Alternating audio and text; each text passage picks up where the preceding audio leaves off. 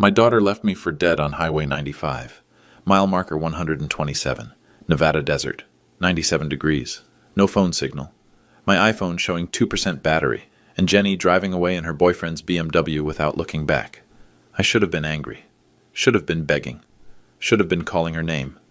Instead, I smiled. Started walking. See, Jenny had no idea what I was carrying in that old Ford pickup. Had no idea about the envelope Linda made me promise to keep sealed until her 30th birthday. Had no idea that her embarrassing father was holding something worth more than her boyfriend's entire trust fund. But she was about to learn what happens when you abandon the one person who'd never abandon you. Stay with me. This story gets justice. Let me back up 3 hours. It started at Jenny's apartment in Henderson, 27th floor, floor-to-ceiling windows overlooking the Strip. Rent, $4,200 a month. I knew because I'd been helping her pay it for 6 months ever since she moved in with Bradley Wellington Thompson III. Yeah, that's his real name. Investment banker. Wears suits that cost more than I make in a month. Drives a BMW M8 competition. $80,000 car, in case you're wondering. I was there to take Jenny to lunch, something we'd done every other Sunday for 3 years, ever since Linda died. Dad, we need to talk. Jenny was different that day, colder. She was wearing a designer dress, $1,200, if the tag I glimpsed was accurate, standing next to Brad like they'd rehearsed this moment.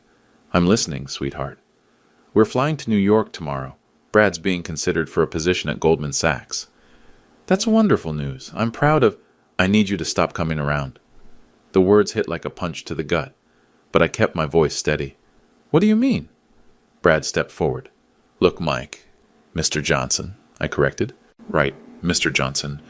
The thing is, I'm going to be working with some very important people, people who matter in my industry. And well, he glanced at my work clothes. Steel-toed boots, Carhartt jeans, company shirt with my name embroidered on the pocket. Jenny's told me about your situation, and we think it's best if you maintain some distance. My situation. 3 years ago, when Linda was dying, I worked double shifts to pay for her treatment. Chemotherapy, radiation, surgery, the works. $125,847 in medical bills. Insurance covered some. I covered the rest. Sold my motorcycle. Took out a second mortgage. Borrowed against my pension. Whatever it took to give Linda every chance to beat that cancer. Didn't work. Jenny knew all this. She'd watched me sell everything I owned to save her mother. Watched me hold Linda's hand through 18 months of hell. Watched me bury the love of my life with dignity, even though I was broke. But apparently that made me an embarrassment. Jenny, I said quietly, is this what you want? She couldn't look at me. Dad, you have to understand. I've worked really hard to get where I am. MBA from UNLV. Internship at Merrill Lynch. I'm finally making something of myself. You're making $110,000 a year, I said. I'm proud of you. And you're an electrician, the way she said it, like it was a disease. I am. Brad's friends, they're different. They went to Yale, Harvard. Their families have money, real money. And when they ask about my background, you're ashamed of me. I'm being practical. Brad nodded approvingly, like she'd passed some test. I thought about Linda then. How proud she'd been when Jenny graduated college. How she'd made me promise to take care of our daughter, no matter what. How she'd spent her last coherent day writing that letter, making me swear I wouldn't open it until Jenny's 30th birthday.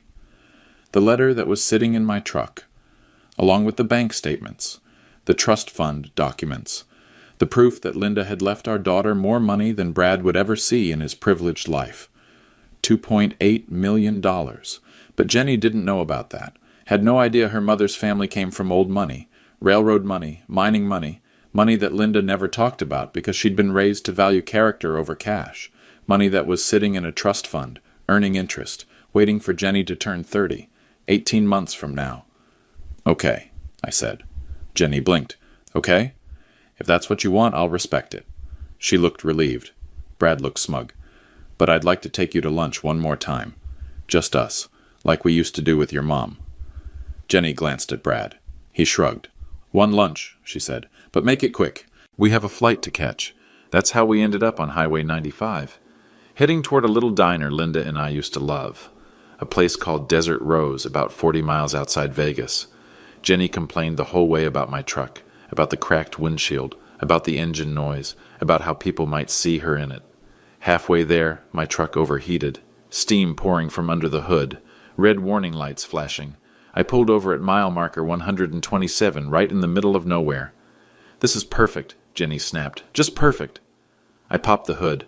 Radiator hose had burst. Simple fix, but I didn't have the parts. We'd need a tow truck. That's when I pulled out my phone. 2% battery. No signal. "We'll have to wait for someone to stop," I said. Jenny's face went white. "Wait, Dad, I have to be at the airport in 3 hours. "I'm sorry, sweetheart. Sometimes these things happen." She tried her phone. Same problem, no signal. For 20 minutes, we waited. No cars passed. Jenny got increasingly agitated, kept checking her phone, kept looking at her watch. Then Brad called on her satellite communicator. Some fancy device his company provided. "Jenny, where are you? The jet's waiting. My dad's truck broke down. We're stuck in the desert." "What? You've got to be kidding me. Do you know how much this flight costs?" Jenny looked at me, then at the broken truck, then at me again, and I saw something die in her eyes. The last trace of the little girl who used to help me fix engines in our garage. The little girl who'd made me Father's Day cards every year. The little girl who'd cried in my arms the night her mother died. "Brad," she said into the communicator, "send me your location. I'm coming to you." "Jenny, what are you doing?" She was already walking, pulling out her thumb, trying to hitchhike. "I'm getting out of here. This is insane, Dad. I can't miss this opportunity because of your piece of junk truck." "Sweetheart, just wait. Someone will come." "When? An hour? 2 hours? My whole future is on that plane." A delivery truck appeared in the distance. Jenny waved frantically. It slowed down. "Where are you headed?" the driver called out. "Henderson Airport. It's an emergency." The driver looked at me, standing beside my broken Ford. Oil-stained clothes, grease under my fingernails. Everything Jenny was trying to escape. "I can take you, miss, but I don't have room for 2. Jenny didn't hesitate. "That's fine. He can wait for a tow truck." "Jenny," she was already climbing into the passenger seat, already leaving. "I'll call you when I get to New York," she said through the window. The truck pulled away, left me standing in the desert, watching my daughter choose her new life over everything we'd built together. That's when my phone rang. 2% battery, but somehow it connected. Jenny's number. "Hello? Dad, it's me. I made it to Brad's jet." "Good. I'm glad you're safe." "Listen, I need to say something before we take off." Her voice was different, harder, like she'd been practicing this speech. "I'm listening. I can't keep pretending anymore. This thing we do, these lunches, this fake relationship where I pretend you're not holding me back, it has to stop." I leaned against my truck, felt the metal burning hot against my back. "What are you saying, Jenny?" "I'm saying I'm done. Done with your blue-collar life. Done with your rusty truck and your work boots and your poverty." "Poverty?" "Yes, poverty. Do you know what it's like for me? Having to explain why my father drives a 20-year-old Ford, why he lives in a 1-bedroom apartment in the worst part of town, why he can't even afford to fix his own truck. My apartment. $730 a month. I'd moved there after selling the house to pay Linda's medical bills. Jenny knew that. She'd helped me pack. Jenny, you know why I know you made choices. Bad choices. You could have invested in yourself, gone to college, made something of your life. Instead, you settled for mediocrity. I raised you. You held me back." The words cut deep, but I kept my voice steady. "Is that really how you feel?" "It's how I've always felt, but I was too nice to say it. Too guilty about Mom, to be honest. But Brad helped me see the truth." "What truth?" "That you're an anchor, a weight dragging me down. And if I want to succeed, really succeed, I need to cut that weight loose." In the background, I could hear Brad laughing, could hear champagne glasses clinking. "So that's it?" I asked. "That's it. Don't call me. Don't text me. Don't show up at my apartment. I'm starting fresh, and that fresh start doesn't include you. And your mother." Silence. "Jenny, what about your mother's memory?" "Mom's dead, Dad. She's been dead for 3 years." "And I'm tired of pretending that your grief is my responsibility." The line started crackling. Battery dying. "Jenny, before you hang up, goodbye, Dad." Click. I stood there in the desert, phone dead in my hand, daughter gone. 30 years of love and sacrifice reduced to a 5-minute conversation. But you know what I felt? Relief. Because Jenny had just shown me her true character. And Linda's letter, the one in my glove compartment, contained very specific instructions about character. Instructions about what to do if our daughter ever proved she didn't deserve the gift Linda had prepared for her. Instructions I'd prayed I'd never have to follow. I opened the glove compartment, pulled out the sealed envelope, Linda's handwriting on the front. For Michael, if Jenny ever forgets who she really is. My hands shook as I broke the seal. Linda's words, written in her hospital bed 3 days before she died. My dearest Michael, if you're reading this, it means Jenny has chosen status over substance, wealth over character, pride over family. The trust fund contains $2.8 million, money from my grandmother's estate, money I never told Jenny about because I wanted her to earn her own way first. But money means nothing without character. If Jenny has proven she lacks that character, then the money should go to someone who embodies the values we raised her with, someone who sacrifices for others, someone who gives without expecting anything in return. You know what to do. All my love, Linda P.S. The hospital has been good to us. Dr. Williams, the cancer ward, the volunteers who held our hands when we couldn't hold each other's. Maybe they could use Linda's gift more than our selfish daughter. P.P.S. In the safety deposit box, you'll find documentation proving the money came from my family. Jenny has no legal claim to it until her 30th birthday, and even then, only if she's proven worthy. The choice is yours, my love.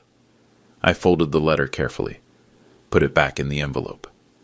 20 minutes later, a state trooper found me, gave me a ride to town, called a tow truck for my Ford. That night, I sat in my $700 apartment with Linda's letter and a bottle of bourbon, and I made a choice that would change everything. The next morning, I called Tom Anderson.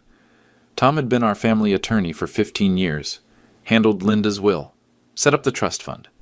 A good man who understood what real values looked like. Michael, good to hear from you. How are you holding up? I need to see you, Tom, about Linda's trust. Of course, is everything all right? Jenny's made her position clear. I think it's time to honor Linda's real wishes. Silence on the other end. Tom knew about the letter, had helped Linda write the contingency clauses. Are you sure about this, Michael? Once we make these changes? I'm sure. Come in this afternoon. We'll need to review everything. Tom's office was downtown, real mahogany, real leather, the kind of place that demanded respect. I showed up in my best clothes, the same black suit I'd worn to Linda's funeral. Let me get this straight, Tom said, reviewing Linda's letter. Jenny abandoned you on a highway? Told you she was done with your blue-collar life? Called you an anchor? Her exact words. Tom shook his head. Linda feared this might happen. That's why she included the character clause. He pulled out a thick folder. Trust documents, bank statements, investment reports. The current balance is $2,847,832.15, earning roughly $12,000 a month in interest. I whistled low. Even I hadn't realized how much it had grown. Linda's instructions are clear, Tom continued. If Jenny proves unworthy before her 30th birthday, the funds can be redirected to a charitable cause of your choosing. Specifically, she mentioned the hospital. Presbyterian Hospital, Cancer Ward. The same place where Linda received treatment. The same place where Dr. Williams fought for 18 months to save my wife's life. Where nurses worked overtime to keep Linda comfortable. Where volunteers brought us coffee and held our hands when we couldn't hold each other's. Tom pulled out fresh paperwork. I'll need your signature in 12 places. This will establish the Linda Johnson Memorial Cancer Research Fund. Full amount, no takebacks. And Jenny? Jenny gets nothing. The trust dissolves on her 30th birthday. The money goes to the hospital permanently. I thought about my daughter. Somewhere over Kansas, probably, sipping champagne, celebrating her escape from my embarrassing existence. Had no idea she'd just walked away from generational wealth. What about when she finds out? She won't. Not unless you tell her. The trust is private. Bank statements go to you as trustee. She has no legal right to information until her 30th birthday. And then she learns what her choices cost her. I picked up the pen. Heavy. Gold. The kind of pen used for important decisions. Tom, what kind of impact would this money have at the hospital? $2.8 million? It could fund cancer research for years. New equipment. Better treatments. Maybe help other families avoid what you and Linda went through. I signed the first page, then the second. Each signature felt like justice. There's something else, Tom said. Linda requested that when the fund is established, there be a public dedication ceremony. She wanted recognition for the medical staff who cared for her. How public? Hospital board members, major donors, medical staff, community leaders. She estimated maybe 300 people. Jenny would only know if someone told her. I signed the final page. Dated it. August 19th, 2024. It's done, Tom said. The Linda Johnson Memorial Cancer Research Fund is now the legal recipient of the entire trust. Congratulations, Michael. You've just made the largest charitable donation in Presbyterian Hospital's history. I felt something I hadn't felt in 3 years. Since Linda died. Peace. When's the ceremony? Linda requested it be held on the anniversary of her diagnosis. September 1st, 2 weeks away. Will there be media coverage? Local news, hospital newsletter, probably some social media from the medical community. I smiled. Perfect. That night, I sat in my apartment and wrote a letter of my own. Not to Jenny. She'd made it clear she didn't want to hear from me. To Linda. Dear Linda, I honored your wishes today. The money will save lives instead of funding champagne flights. It will help families who fight like we fought instead of enabling someone who throws away love like garbage. Jenny chose her path. Now she gets to walk it. I love you. I miss you. And I promise you this. The dedication ceremony will be everything you dreamed of. Your husband, Michael. I sealed the letter in an envelope, put it in the box with Linda's jewelry, her wedding ring, her hospital bracelet. And then I started planning for September 1st, the day Jenny would learn what her betrayal really cost her, if she bothered to pay attention. 3 days later, Jenny called. I was replacing a circuit breaker in a downtown office building when my phone buzzed. Unknown number. New York area code. Hello? Dad? It's me? Jenny's voice was different, strained, like she'd been crying. Jenny, how's New York? It's fine. Listen, I need to ask you something. I set down my tools, sat on a stepladder in the electrical closet. I'm listening. I tried to use my emergency credit card yesterday. The one you gave me for college, it was declined. The card, $5,000 limit. I'd been paying the minimum balance for 2 years, ever since Jenny maxed it out buying interview clothes. Oh, that. I canceled it. Silence. You canceled it? Yesterday morning. Also canceled your car insurance, took you off my cell phone plan. Closed the joint savings account we opened when you turned 18. Dad, what the hell? You said you were done with my blue-collar life. I figured that included my blue-collar money. That's different. Those are necessities. Are they? Dad, I need that card. New York is expensive. My first paycheck doesn't come for 2 weeks. Ask Brad. I can't ask Brad for money. We just started dating seriously. Then get a job. I have a job.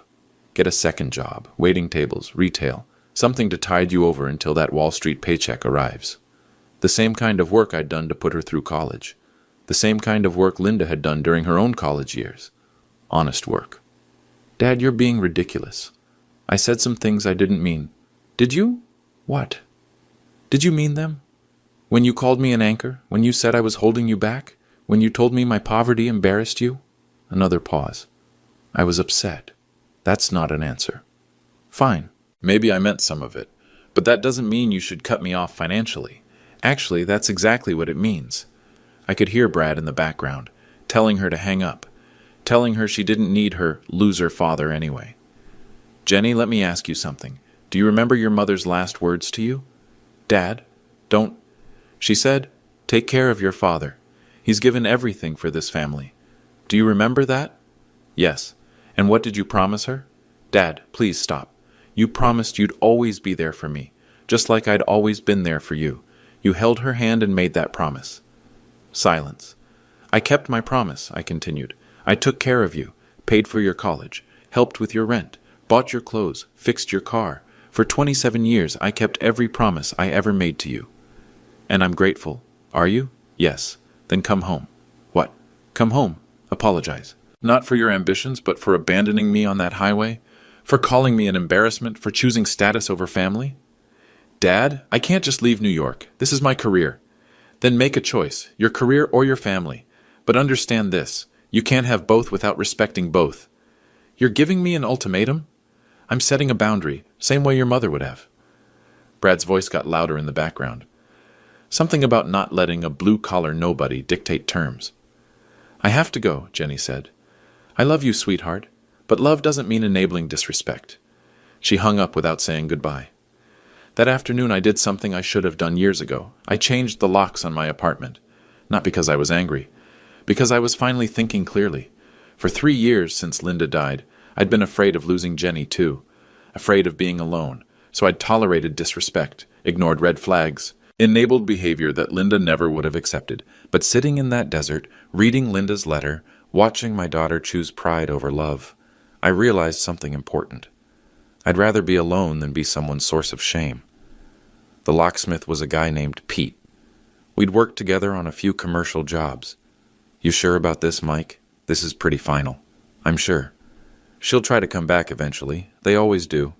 Maybe. But when she does, she'll need to knock. Pete installed new deadbolts, changed the apartment office emergency contact from Jenny to Tom Anderson, updated my medical proxy, my insurance beneficiary, not out of spite, out of self-respect. That evening, I wrote Jenny an email, short, simple. Jenny, I've changed the locks. Your key no longer works. This isn't punishment, it's protection. Protection for both of us. When you're ready to have an adult relationship based on mutual respect, call me. We'll talk. Until then, I wish you success in your new life. Love, Dad. P.S. Your mother's jewelry is in a safety deposit box. When you're ready to honor her memory, instead of running from it, I'll give you the key. I hit send before I could change my mind. 5 minutes later, my phone rang. Jenny's number. I let it go to voicemail. She called 6 more times, left 3 messages, each one angrier than the last, demanding I stop being childish, threatening to never speak to me again if I didn't fix this immediately. The last message was different. Dad, I'm sorry, okay? I'm sorry I left you on the highway. I'm sorry I said those things, but this is crazy. You can't just cut me off. I'm your daughter, your only family. And like it or not, you need me as much as I need you. Wrong. For the first time in 3 years, I didn't need anyone. I was finally free to choose who deserved my love instead of giving it away out of fear. September 1st was 2 weeks away. Time to see if Jenny would choose to earn back what she'd thrown away, or if she'd learned nothing at all. She chose option 3. On August 28th, Jenny flew back to Vegas, didn't call ahead, didn't ask permission, just showed up at my apartment at 11 p.m. with 2 suitcases and an attitude. I heard the key turning, then the frustrated rattling when it didn't work, then the pounding. Dad, open this door right now. I was reading Linda's medical files, part of my preparation for the dedication ceremony, reviewing everything we'd been through, everything the hospital had done for us. Dad, I know you're in there. Your truck's in the parking lot. More pounding. I opened the door, chain still attached. Jenny. She looked terrible, exhausted, makeup smeared, designer clothes wrinkled like she'd slept in them. Let me in. Why are you here? Because you're being insane. Because this has gone too far. Because I'm your daughter, and you can't just lock me out of your life. I can, actually. Dad, please. I flew all the way from New York. Brad's furious. This is costing me everything. What do you want, Jenny? I want you to stop acting like a child. I want my credit card reinstated. I want my key back. I want things to go back to normal. Normal? Yes. Normal was you being ashamed of me. Normal was you calling me an anchor. Normal was you leaving me stranded in the desert while you flew off with your boyfriend. I apologized for that. Did you? She blinked. Yes, in my voicemail. You said you were sorry I got upset. That's not the same thing as being sorry for what you did. Fine. I'm sorry for what I did. Happy now? Are you? Am I what? Sorry for what you did. Not sorry you got caught. Not sorry there were consequences. Sorry for abandoning your father on a highway because his truck embarrassed you. Jenny looked down. For a moment I saw a flash of the little girl I'd raised, the one who'd cried when she accidentally broke her mother's favorite mug. I was scared. She whispered. Of what? Of being poor again, of struggling like you and Mom struggled, of watching you work 2 jobs and still not have enough money to fix your truck. So you decided to fix that by cutting me out of your life? I thought if I could just get established first, then I could help you later, buy you a new truck, get you a better apartment, make your life easier, by making you ashamed of me, by making me successful enough that your background wouldn't matter anymore. I almost believed her, almost. But then Brad's voice carried up from the parking lot. Jenny, what's taking so long? Just get your stuff and let's go. I looked past Jenny. Brad was leaning against a rental car. Mercedes, checking his Rolex, looking at my apartment complex like it might give him a disease. He's waiting, I said. Dad, please, just give me the key. Let me get my clothes. I promise we'll talk more when I get back to New York. No. What? No key, no clothes. No going back to the way things were. You can't be serious. Jenny, 3 years ago, when your mother was dying, you sat by her bedside every night. You held her hand. You promised her you'd take care of me. I was 18 years old. You were old enough to make a promise, old enough to mean it. People change, Dad. Yes, they do. But character doesn't. Either you have it or you don't. Brad honked the horn, twice. I have to go, Jenny said. I know. This isn't over. Yes, it is. I closed the door, turned the deadbolt, heard her crying in the hallway, heard Brad yelling at her to hurry up, heard their rental car drive away. I went back to Linda's medical files, back to preparing for the ceremony. 3 days. 3 days, until Jenny learned what her choices really cost her, if she bothered to pay attention. The next morning, Jenny launched her counterattack. Social media. At 6 a.m., my phone started buzzing with notifications. Facebook, Instagram, LinkedIn. Jenny had posted on all of them. The story she told wasn't exactly a lie, but it wasn't exactly the truth either. My heart is breaking today. My father, who I love dearly, is going through a difficult time since my mother's death 3 years ago. In his grief, he's pushing away everyone who cares about him, including me. I flew home from New York to surprise him, hoping to rebuild our relationship. Instead, I found he'd changed his locks and refused to let me into the apartment where I grew up. I'm sharing this because I know grief affects everyone differently. If you have an elderly parent or relative struggling with loss, please reach out to them. Don't let pride or stubbornness destroy your family like it's destroying mine. My father is a good man who's lost his way. I'm praying he finds it again before it's too late. Hash family hash. Grief hash. Love hash. Never give up. The post had 347 likes within an hour. Comments poured in. So sorry, Jenny. Your father is lucky to have such a caring daughter. Grief makes people do crazy things. Don't give up on him. You're such a strong person. Your mother would be proud. My phone rang. Unknown number. Mr. Johnson? This is Sarah Mitchell from Channel 8 News. We saw your daughter's social media post and wondered if you'd like to comment on the family situation she described. I hung up. It rang again. Different number. Michael Johnson? This is the Las Vegas Review-Journal. We're doing a story about families torn apart by grief. Your daughter gave us your number. I hung up again. By noon, 3 news outlets had called. 2 neighbors had knocked on my door, offering to help mediate the family crisis. My supervisor at work pulled me aside to ask if I needed time off to deal with personal issues. Jenny was good. I had to give her that. But she'd made one crucial mistake. She'd told the truth about one thing. My mother really was proud of me. Linda. That afternoon, I called Dr. Patricia Williams, the oncologist who'd treated Linda, a woman who'd become like family during those 18 months of hell. Michael, how are you holding up? I'm fine, Dr. Williams, but I need to ask you something. Of course. Have you seen Jenny's social media posts? Pause. I have. What do you think? I think Jenny's painting a very incomplete picture. Would you be willing to set the record straight? How do you mean? The dedication ceremony is tomorrow. There will be media there. If someone asked you about the Johnson family, about Linda's wishes, about what really happened during her treatment, would you tell the truth? Another pause. Longer this time. Michael, Linda was my patient for 18 months. I watched you sacrifice everything for her care. I watched you sleep in hospital chairs. I watched you sell your possessions to pay bills insurance wouldn't cover. I watched you hold her hand while she died. And Jenny? Jenny visited on weekends when convenient, left when treatment got ugly, missed the last week entirely because she had final exams. Dr. Williams, I'm not asking you to attack my daughter. I'm asking you to honor my wife's memory. Linda's memory deserves better than social media manipulation. Yes, it does. I'll be at the ceremony tomorrow. If asked, I'll tell the truth about the family that fought cancer together, and the family member who chose to walk away when things got difficult. That evening, 3 more people called me, but these were different calls.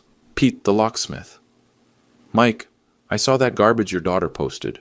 Anyone who knows you knows she's full of it. You need anything, you call me. My supervisor, Danny. Johnson, I don't know what's going on with your family drama, but I know you. You're solid. Don't let social media bullshit get to you. Tom Anderson.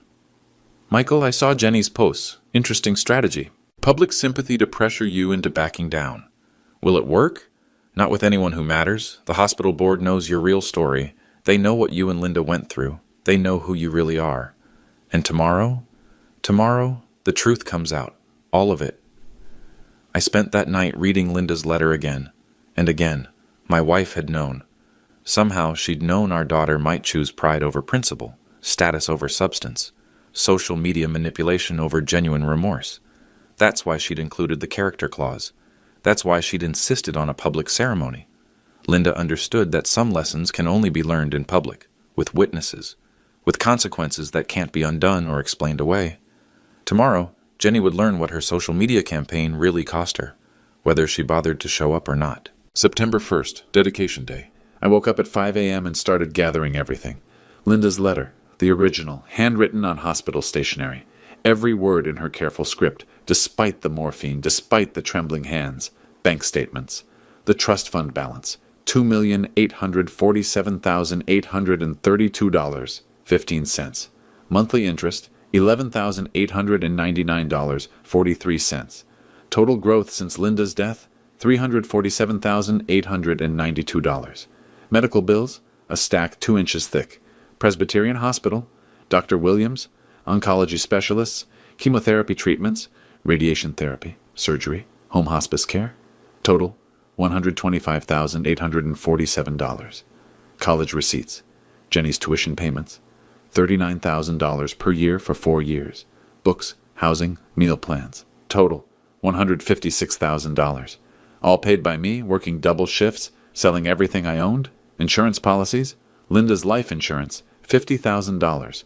Used to pay off the house, keeping Jenny's college fund intact. Work records. My employment history at Henderson Electric, 25 years. Perfect attendance except for Linda's medical appointments. Overtime hours, holiday shifts, everything to keep the family afloat. Jenny's financial history. The credit card I'd been paying for 6 years.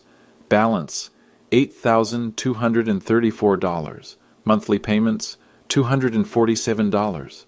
Her car insurance, $189 per month. Cell phone, $85 per month. Emergency fund deposits, $200 per month for 8 years. Total investment in Jenny's future, $298,000, not counting the trust fund. The evidence was overwhelming. 27 years of documented sacrifice. Every receipt, every statement, every canceled check. Jenny's contribution to family expenses since turning 18, $0. At noon, I called the hospital. Presbyterian Hospital, how may I direct your call? Linda Johnson Memorial Fund dedication ceremony. I need to speak with the event coordinator. 1 moment, please. This is Margaret Chen, Director of Development. Miss Chen, this is Michael Johnson. Mr. Johnson, we're so honored to have you here today. The ceremony begins at 2 p.m. We have nearly 300 attendees confirmed. Media, Channel 3, Channel 8, the Review Journal, and several medical publications. This is the largest single donation in our hospital's history. Miss Chen, I need to ask you something. If my daughter attends today, and if she makes any public statements, how would you handle that? Mr. Johnson, we've seen the social media posts.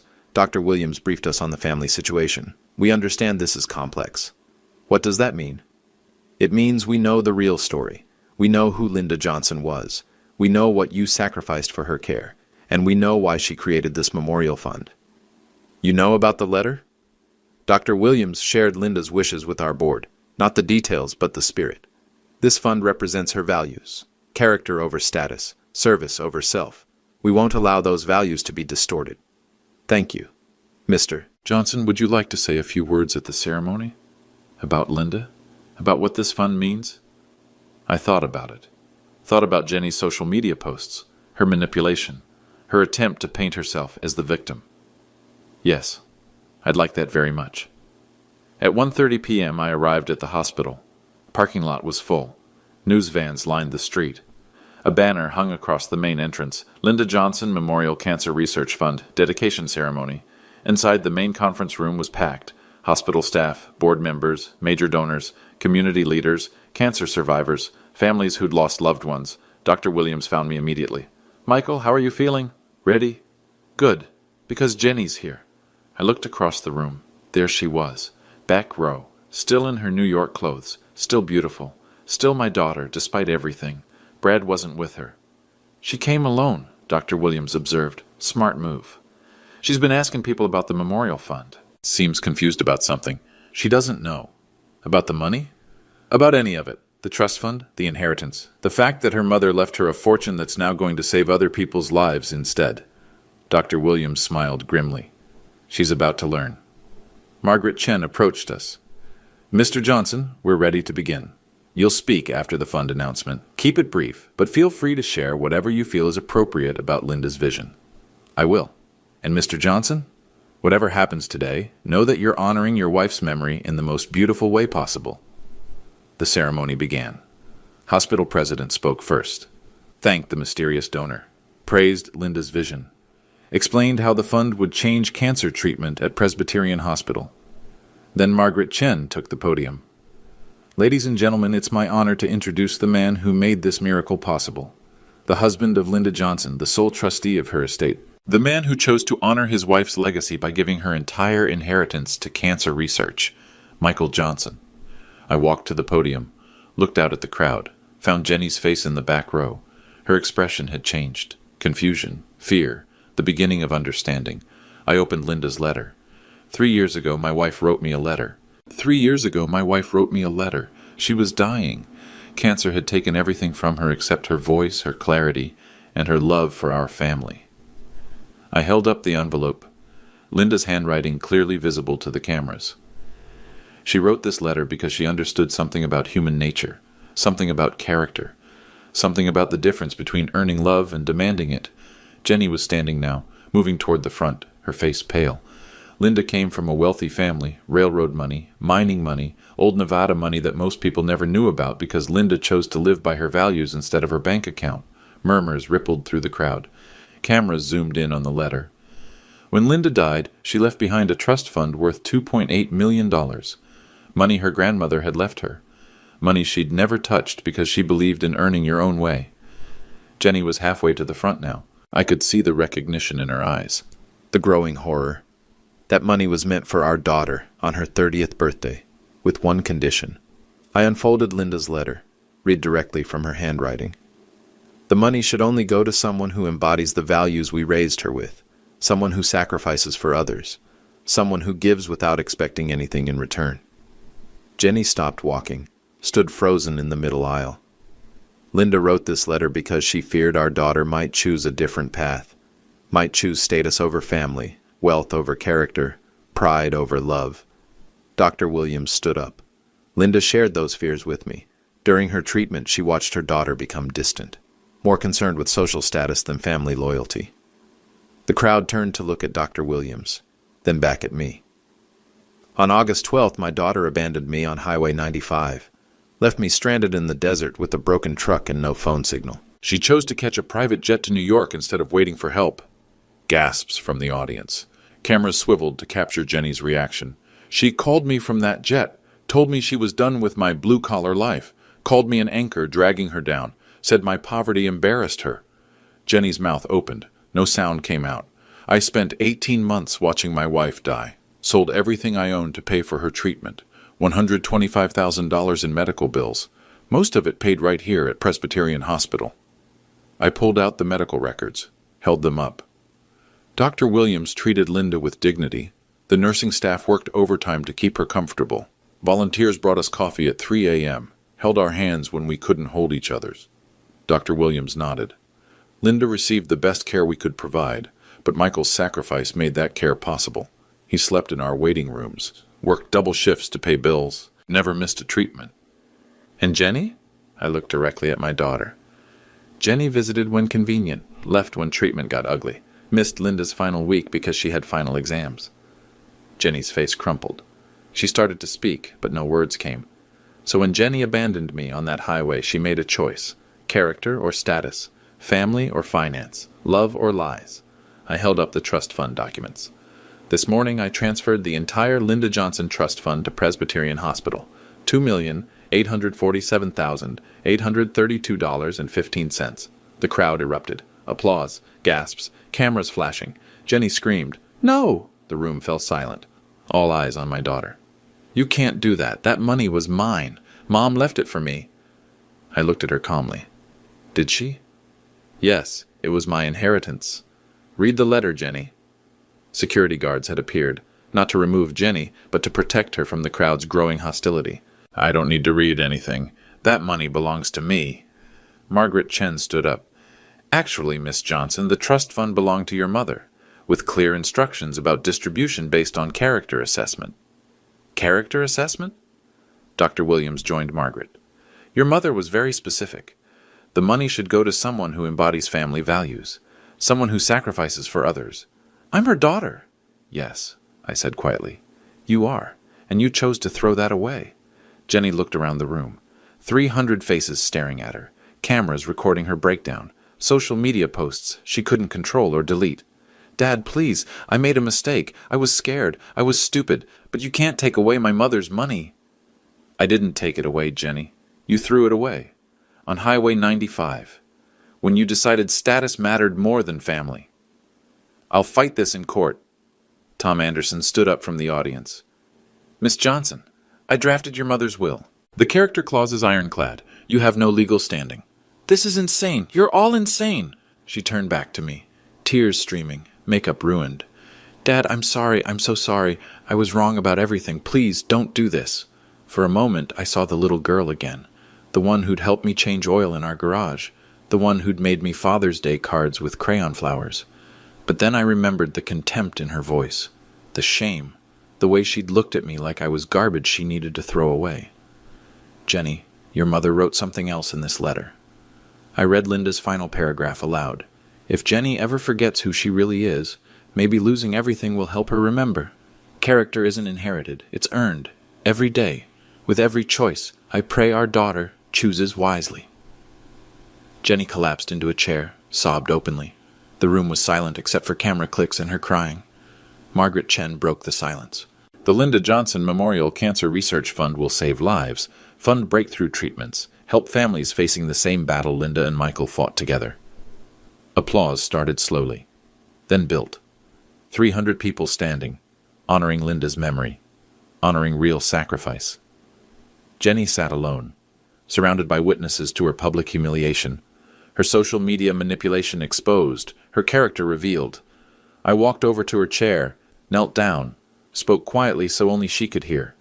Your mother's jewelry is still in the safety deposit box, her wedding ring, the necklace her grandmother gave her, things that matter more than money. Jenny looked up, eyes red and swollen. When you're ready to earn them back, call me. But understand this. Earning means proving character, not demanding forgiveness. Dad, I love you, Jenny. I'll always love you, but I'll never again enable disrespect. I stood up, walked back to the podium. Ladies and gentlemen, Linda's gift will research treatments that might have saved her life, might save other wives, mothers, daughters facing this terrible disease. More applause. Thank you for honoring her memory. Thank you for understanding that some things matter more than money. The ceremony ended. People shook my hand, thanked me, praised Linda's vision. Jenny sat alone until security helped her to the parking lot. She drove away in her rental car, back to New York, back to Brad, back to her new life. But now she knew the true cost of her choices. $2.8 million. And counting. That was 6 months ago. The Linda Johnson Memorial Cancer Research Fund has funded 3 breakthrough studies, new treatment protocols, better pain management, hope for families facing what we faced. Jenny never went back to New York. Brad broke up with her the day the ceremony aired on local news. Apparently dating someone who publicly loses a $3 million inheritance doesn't fit the Goldman Sachs image. She's living in Henderson now, working at a Starbucks, sharing a studio apartment with a roommate, learning what real life costs when you can't rely on other people's sacrifice. She calls every few weeks. Not to apologize, not really, but to ask about Linda's jewelry, about the safety deposit box, about earning back what she threw away. I tell her the same thing every time. Character isn't words, Jenny. It's actions. Prove you understand what you lost and we'll talk. Dr. Williams sends me updates about the fund. Research progress, lives saved, families helped. Linda would be proud. Tom Anderson handles the legal side. The fund is permanent, irrevocable. Jenny's 30th birthday came and went in March. No inheritance, no trust fund, no safety net. Just consequences. My apartment is still small. My truck still has that cracked windshield. I still work as an electrician, but I sleep better now. Because I finally understand what Linda meant about character. It's not what you inherit. It's what you choose to do when nobody's watching, when convenience conflicts with integrity, when love requires sacrifice instead of offering reward. Jenny chose poorly. The fun chose wisely. And Linda's memory lives on in every life saved by her gift. Some people would say I was too harsh, that family forgiveness should be unconditional, that money shouldn't matter more than blood. They're wrong. Love that enables disrespect isn't love. It's fear. Fear of being alone. Fear of standing up for yourself. Fear of demanding the respect you deserve. Linda's letter taught me something important. Sometimes the greatest gift you can give someone is the natural consequence of their choices. Jenny abandoned me on Highway 95, so I returned the favor. Turns out, abandonment is a two-way street, and some roads, once traveled, change you forever. The question isn't whether Jenny will ever earn back my respect. The question is whether she'll ever earn back her own. Time will tell.